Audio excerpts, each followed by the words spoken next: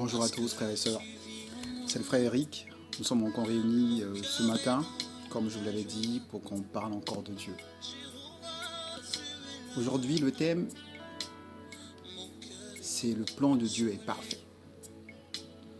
Nous allons prendre comme texte de base Jérémie 29, verset 11. Avant de commencer, je vais vous laisser bercer pendant quelques minutes par ce chant.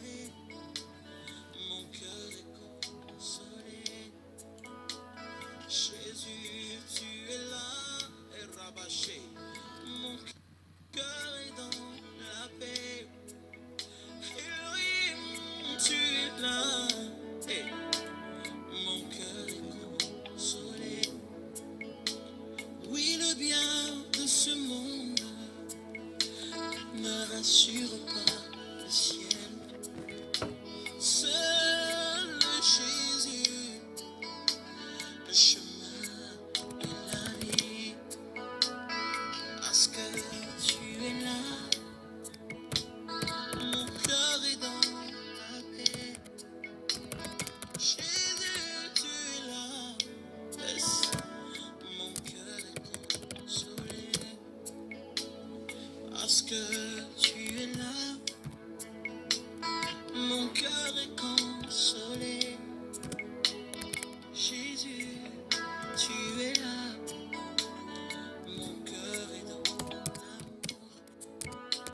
Oui, les choses de ce monde ne donnent pas la paix. C'est le Jésus de Hey Achou, comment tu vas? Ça va mon frère, chez toi? Ok, sois le bienvenu mon frère. On va commencer dans une minute.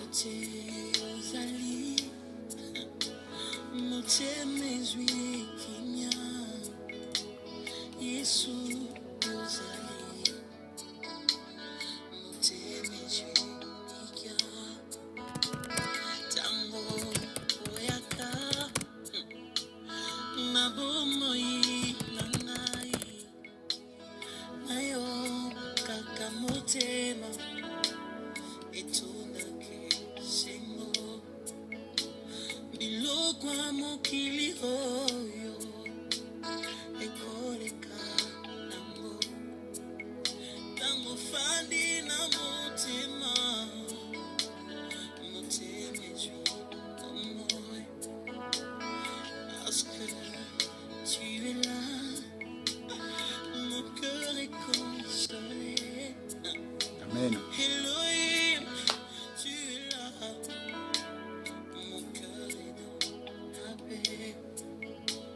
Oui, le bonheur de ce monde ne donne pas la paix. Mais quand tu vis en moi, mon cœur est consolé. Parce que tu es là,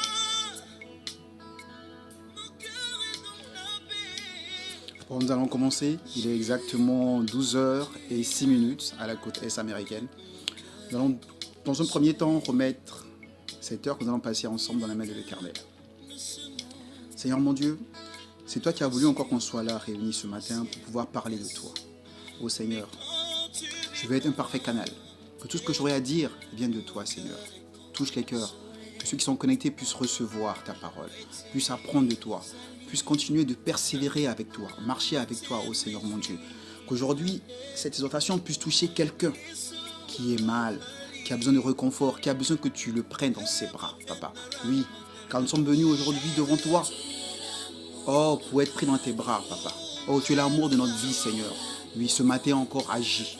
Agis dans nos cœurs, agis dans nos vies, agis dans nos couples, agis dans nos foyers, agis dans nos familles. Que pour ta gloire, Seigneur mon Dieu, que pour ta gloire. Amen. Frère Eric, donc soyez tous les bienvenus. On va rentrer dans le vif du sujet. Le thème d'aujourd'hui, c'est le plan de Dieu est parfait. Nous allons prendre comme thèse de base Jérémie 29, verset 11. Je lis la parole de l'Éternel. Je lis un peu le son. Jérémie 29, verset 11. Car je connais les projets que j'ai formés sur vous, dit l'Éternel, projets de paix et non de malheur, afin de vous donner un avenir et de l'expérience. L'Éternel de la base, de notre création, a mis sur nous des projets de victoire, de joie et non de malheur. Donc aujourd'hui, nous allons voir à quel point le plan de Dieu est un plan parfait. Nous allons aller premièrement dans Matthieu 14, versets 22 à 33. Je vais l'écrire. Comme ça, chacun pourra la voir. Un instant.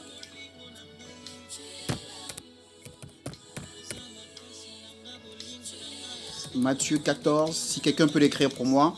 Matthieu 14, versets 22 à 23. Matthieu 14, versets 22 à 23. Je lis la parole de l'Éternel. 14, 22 à 23.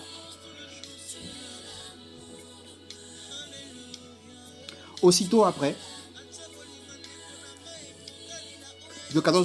Matthieu 14, verset 22 à 33 plutôt. Désolé. Matthieu 14, verset 22 à 33. Aussitôt après, il obligea les disciples à monter dans la barque et à passer avant lui de l'autre côté, pendant qu'il renverrait la foule. Quand il l'eut renvoyé, il monta sur la montagne pour prier à l'écart. Et comme le soir était venu, il était là seul.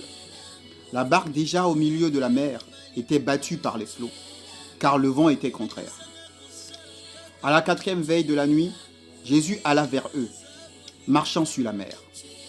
Quand les disciples le virent marcher sur la mer, ils furent troublés et dirent : « C'est un fantôme. » Et dans leur frayeur, ils poussèrent des cris. Jésus leur dit aussitôt : « Rassurez-vous, c'est moi, n'ayez pas peur. » Pierre lui répondit : « Seigneur, si c'est toi, ordonne que j'aille vers toi sur les eaux. » Et il dit : « Viens. » Pierre sortit de la barque et marcha sur les eaux pour aller vers Jésus. Mais voyant que le vent était fort, il eut peur et comme il commençait à enfoncer, il s'écria : « Seigneur, sauve-moi. » Aussitôt, Jésus étendit la main, le saisit et lui dit : « Homme de peu de foi, pourquoi as-tu douté ?» Verset 32. Et ils montèrent dans la barque et le vent cessa. Ceux qui étaient dans la barque vinrent se prosterner devant Jésus et dirent : « Tu es véritablement le Fils de Dieu. » Amen. Merci ma sœur Florence. Donc, ce premier passage, on va essayer de le développer un peu. Matthieu 14, 22 à 33.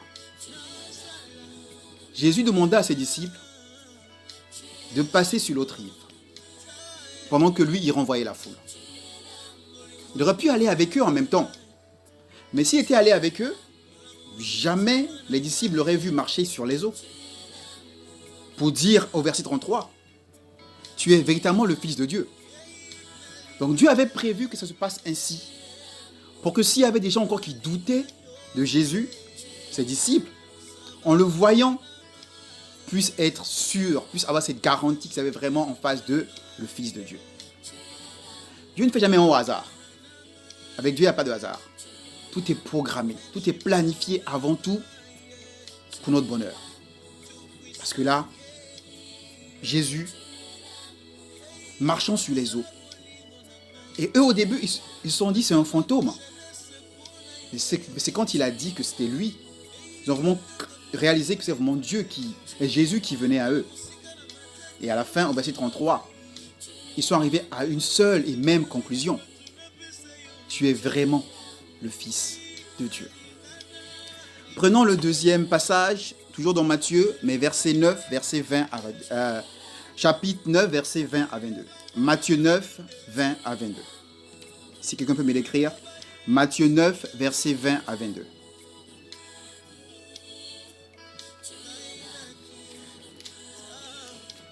Et voici une femme, atteinte d'une perte de sang depuis 12 ans, s'approcha par derrière et toucha le bord de son vêtement. Car elle disait en elle-même : si je puis seulement toucher son vêtement, je serai guérie. Jésus se retourna et dit en la voyant : prends courage, ma fille, ta foi t'a guérie. Et cette femme fut guérie à l'heure même. Matthieu 9, chapitre 20 à 22. Voilà une femme qui avait des pertes de sang. Je vais diminuer un peu tout ça. Un instant.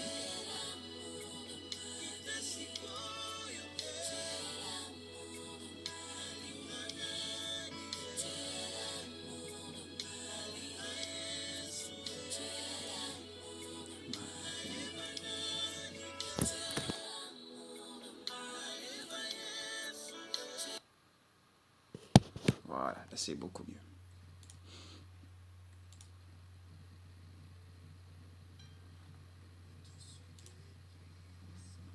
Désolé. Donc je vous disais, Matthieu 9, chapitre 20 à 22, une femme avait des pertes de sang pendant plus de 12 ans. Elle avait de l'argent. Donc elle a essayé par tous les moyens de guérir de sa maladie. Malheureusement, elle n'y est pas parvenue. Puis elle a entendu parler de Jésus. Elle a entendu parler de ses merveilles, de tout ce qu'il fait. Et là, soudainement, elle se dit en elle-même, si seulement je puis toucher sa robe, je serai guérie. Malgré tout ce qu'elle a fait pour guérir de sa maladie, malgré tout l'argent qu'elle a dépensé, elle avait un dernier espoir. Ce dernier espoir s'appelait Jésus. Elle s'est dit, je vais toucher la robe de Jésus et j'ai cette garantie, j'ai cette foi que je vais être guérie. Mais pourquoi pendant toutes ces années, Dieu ne l'a pas guérie? Elle est passée par tant d'épreuves.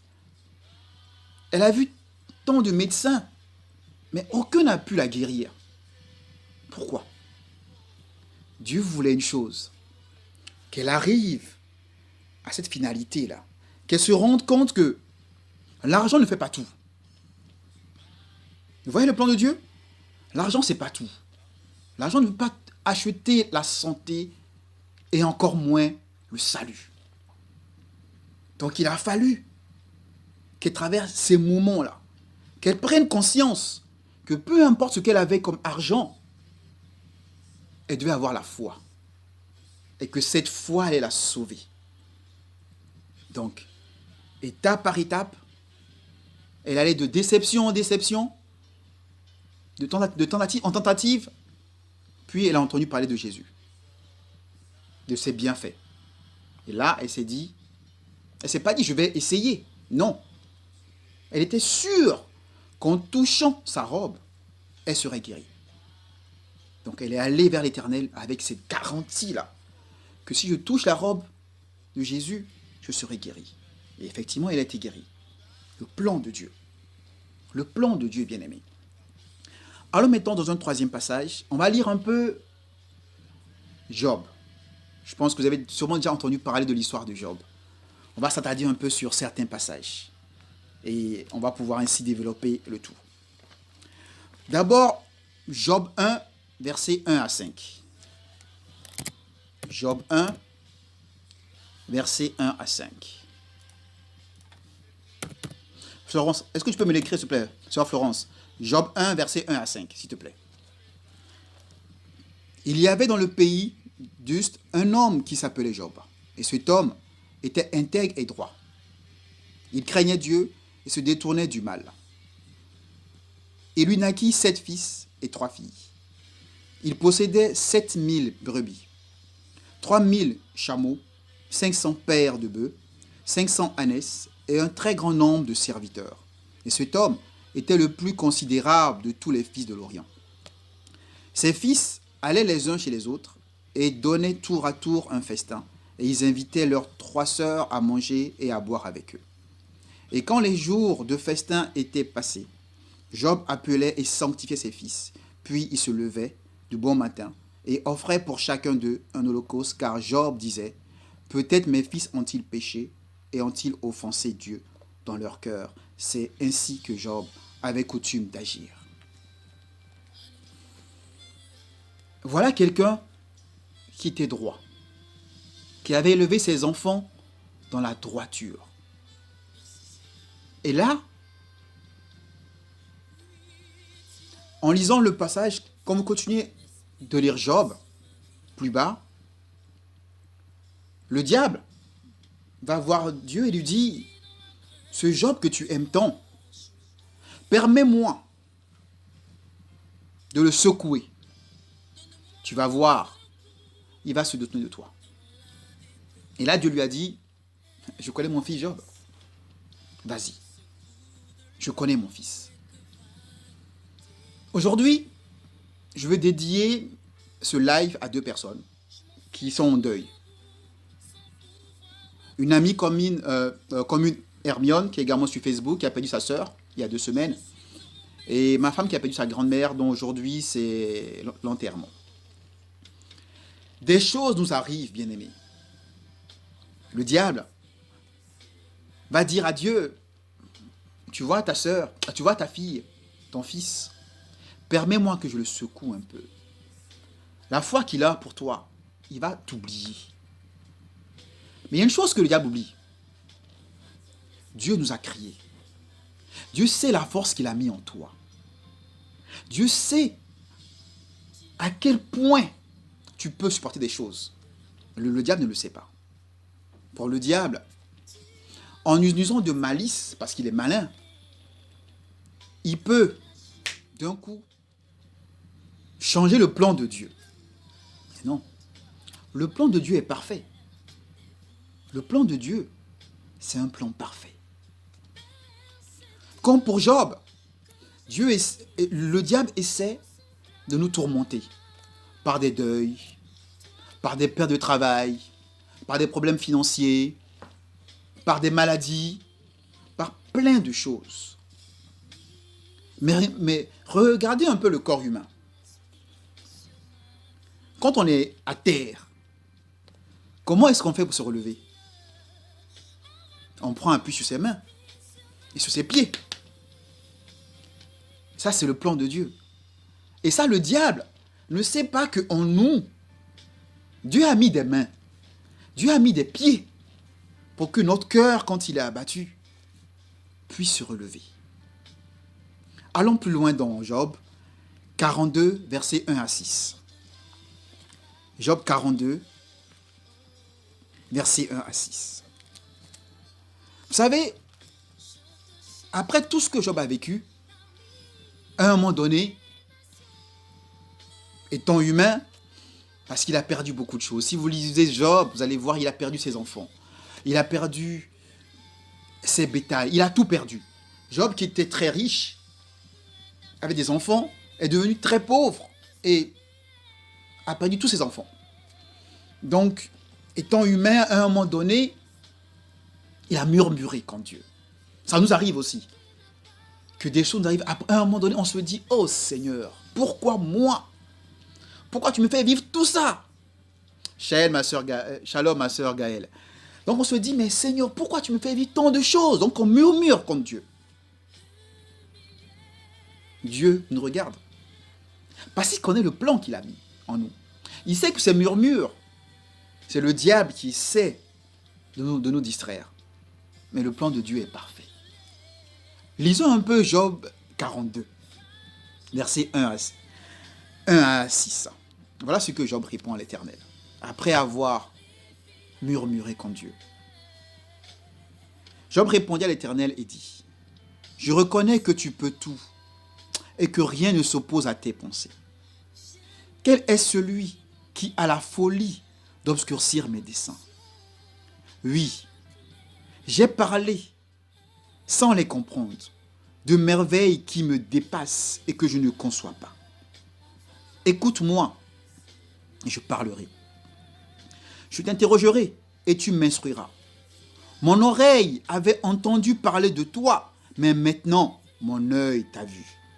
C'est pourquoi je me condamne, je me répands sur la poussière et sur la cendre. Mon oreille avait entendu parler de toi. Mais maintenant, mon œil t'a vu. Amen. Quand on vit des moments difficiles,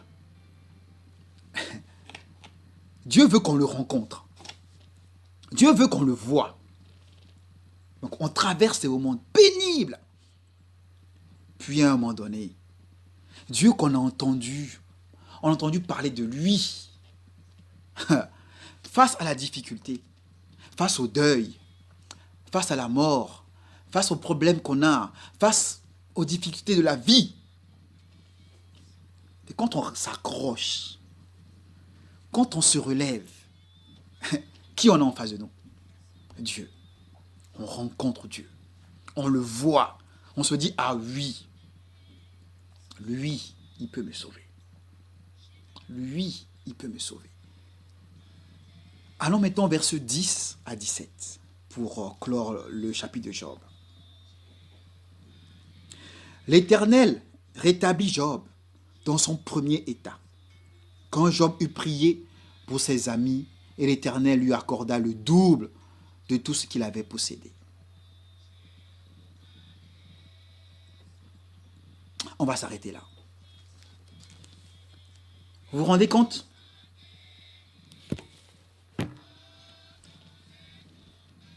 La femme qui avait les pertes de sang,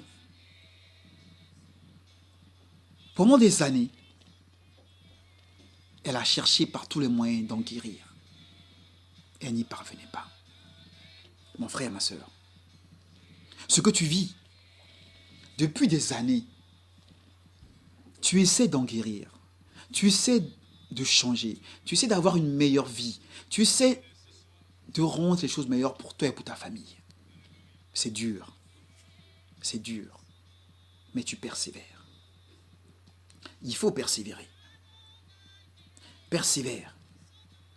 Car comme elle ne s'est pas dit, tant pis, je vais mourir ainsi de cette maladie. C'est ainsi, c'est la vie. Quand elle a entendu parler de Jésus, elle s'est dit, ok, mon heure a sonné.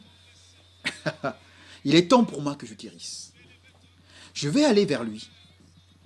Peu importe la foule, sûrement qu'il est entouré de plein de gens. Donc il me sera difficile d'être en face de lui. C'est pas grave. Il te sera difficile d'être en face de Jésus. C'est pas grave. Comme elle, touche son vêtement avec foi. Elle s'est dit non. Il y a du monde. J'ai mes douleurs, j'ai mal. C'est pas grave. Je vais avancer. Je vais avancer. Je vais toucher son vêtement. Et je suis sûr d'une chose.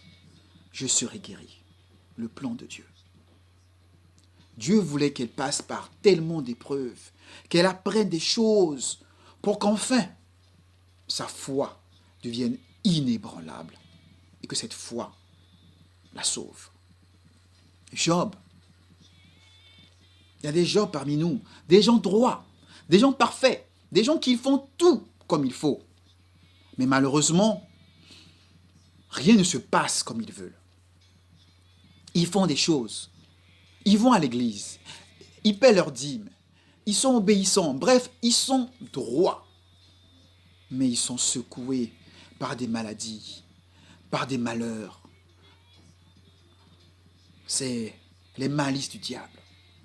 Parce que le diable, comme il a fait avec Job, va et dit à Dieu, tu vois ton fils, tu vois ta fille, tu l'as rempli de bonnes choses.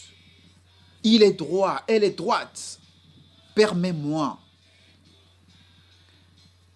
de toucher à quelque chose qui lui est cher et tu verras. Dieu nous connaît. Et son plan étant parfait, il va dire, vas-y, vas-y, je connais mon fils. Vas-y, je connais ma fille. Je sais ce que j'ai mis en elle. Je sais ce que j'ai mis en lui. Dieu sait ce qu'il a mis en toi. Donc, dis-toi une chose. Il a confiance en toi. Il sait qu'en dépit de ce que tu vis, il sait une chose. Le moment viendra où tu seras face à ce que tu vis et ta foi prendra le dessus. Parce qu'il sait cette force qu'il a mis en toi. C'est ça l'Éternel. Son plan est en plein parfait.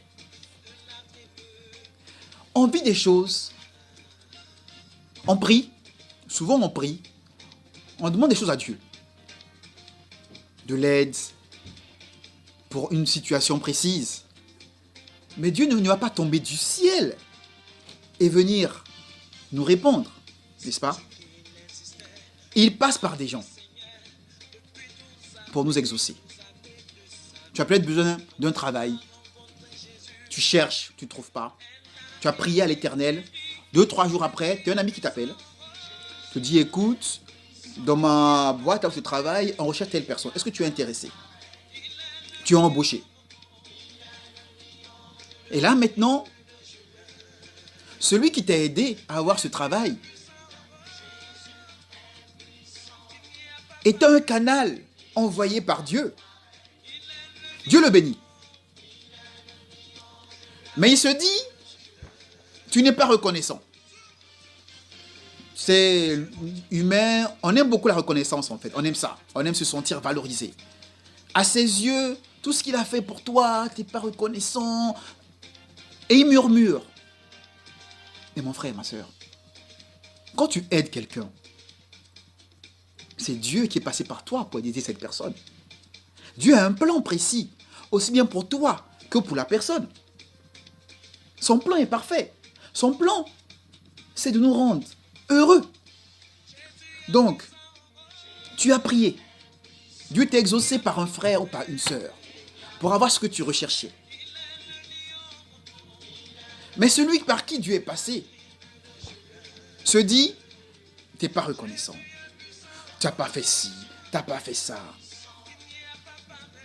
Mais tu as semé au ciel. C'est le plus important. Tu as semé au ciel. Mais quand tu commences par murmurer, te dire que l'autre n'est pas reconnaissant, bien aimé, tu murmures contre Dieu. Parce que Dieu t'a envoyé aider telle personne.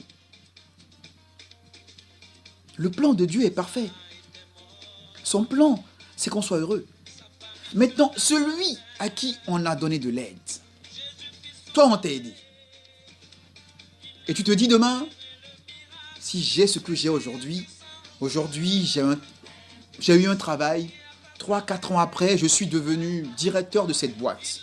C'est grâce à mes efforts, c'est grâce à mon intelligence. Oui, mais pas que. Tu oublies qu'il y a 6 mois, il y a 9 mois, tu as prié à l'Éternel. Tu as demandé à Dieu de l'aide. Et Dieu est passé par quelqu'un pour t'aider. Le plan de Dieu est parfait.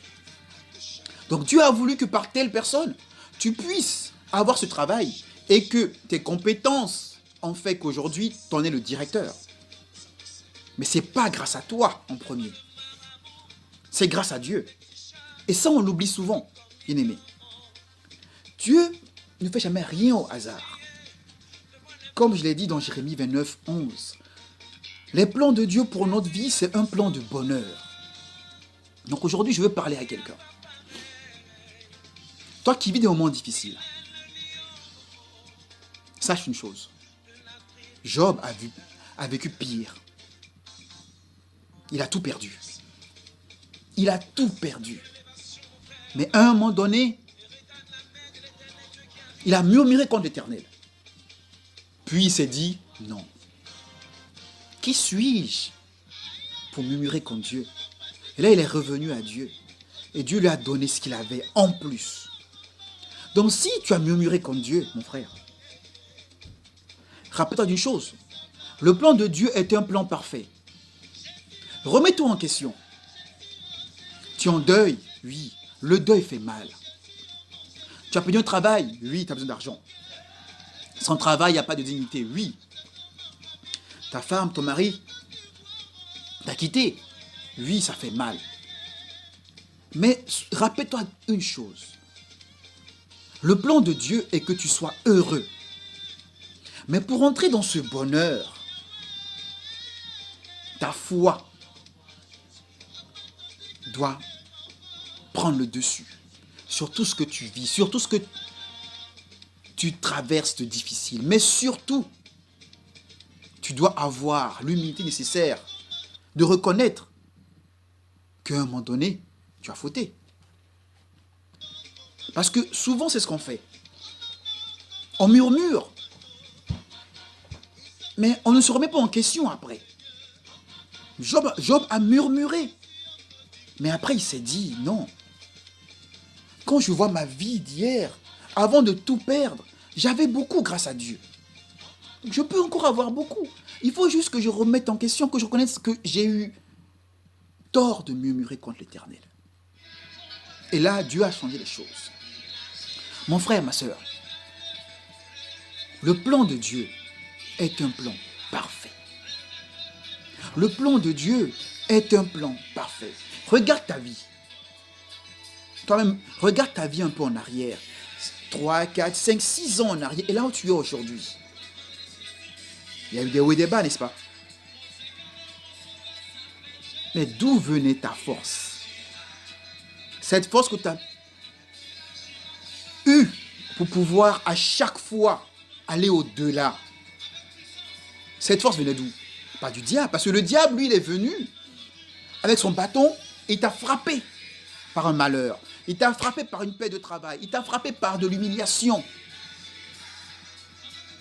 Mais tu as quand même trouvé à un moment donné la force. Tu as trouvé le courage. Tu as trouvé la persévérance de continuer.